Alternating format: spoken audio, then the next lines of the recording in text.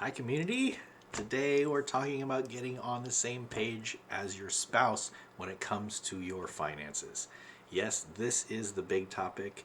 This is the topic that everybody runs from because it's so complicated, especially when you get together with your spouse at a later age when you've been independent for a while. Sometimes you're getting remarried, or sometimes you lost a spouse and now you're getting married again at a later age. It's okay, but this is so important. So we're going to talk about this just for a few minutes today.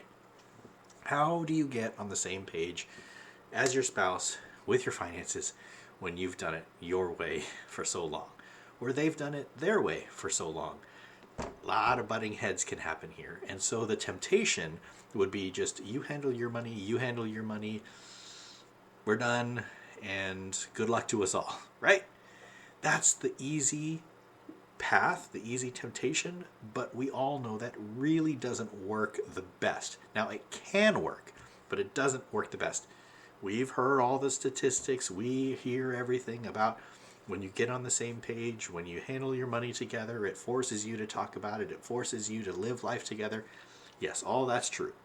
But it's not so easy like you could just flip a switch and it's all good. So, three-step process to simplify how you get on the same page financially with your spouse. So, chances are you've done things independently your own way for a while, unless you're getting married really, really young where you haven't managed your money. And the same for them. So, when it's complicated like this, you have two households, two different styles. Maybe one's using one software, one's using a spreadsheet, one's not budgeting, one's doing something else. Like there's all these pieces, right? We handle cash, we handle cards. Blah. There's so much out there. So, how are we going to get on the same page? If you aren't used to being in a joint account at the beginning, so if you are, that's obviously going to be the easiest way. You have a joint account with your former spouse, or you've never had a joint account, you combine everything and then you kind of operate out of there. I've talked about that a little bit with the wedding budget, so you can go and look at that video.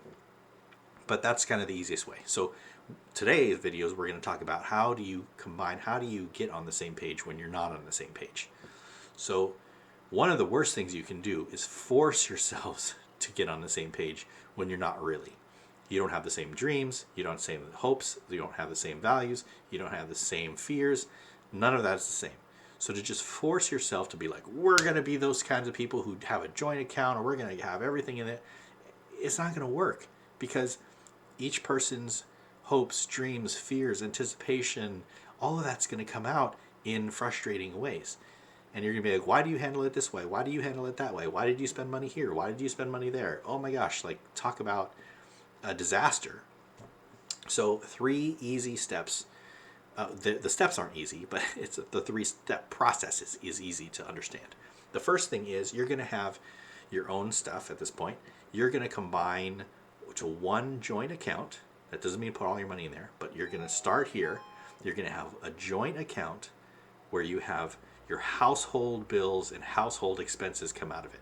So you're going to have to create a budget for those line items, right? Your rent or mortgage, your utilities, your car payments, your credit cards, like the things that come out of your household that are household goods. All of those things, all of those bills, all of those expenses are going to come out of this account.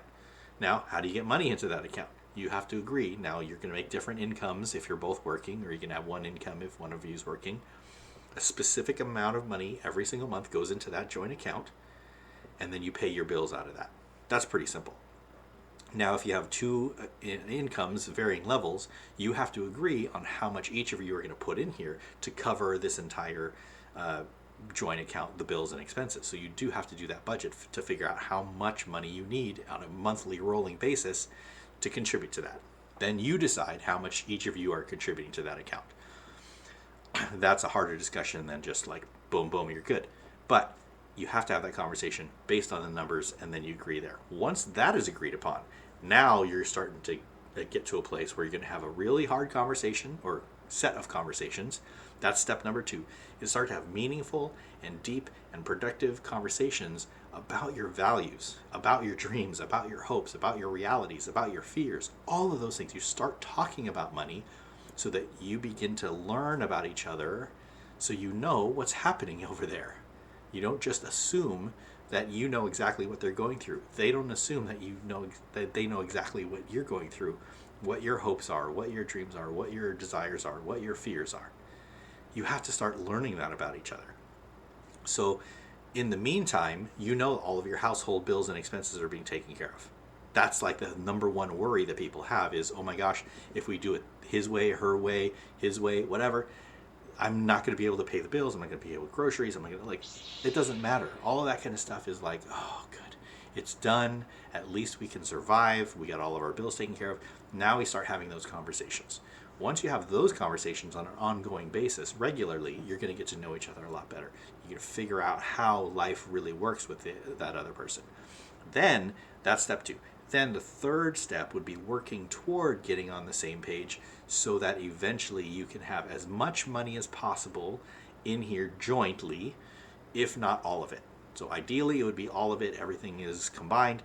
But if you can't do that and everybody needs their own little, bit of money, that's okay. But we want as much in this joint household account as possible, because that's where you're going to be forced to talk about life, to talk about your values, to talk about how to manage money together going forward in a marriage. If you're not married, that's where you don't want to do the combination, because then it kind of gets a little bit tricky because you're legally not bound. But when you have a joint account, you're commingling, and that gets a little bit tricky. So separate until you're married. Once you're married, you go through this 3-step process. One is have that joint account, all bills and expenses out of the household come in and out of there. Then you have those conversations to learn about each other. Then step 3, working toward getting on the same page, eventually combining as much as possible, if not everything. Okay, so that is the 3-step process on how you get your spouse or the other on the same page when it comes to money. All right,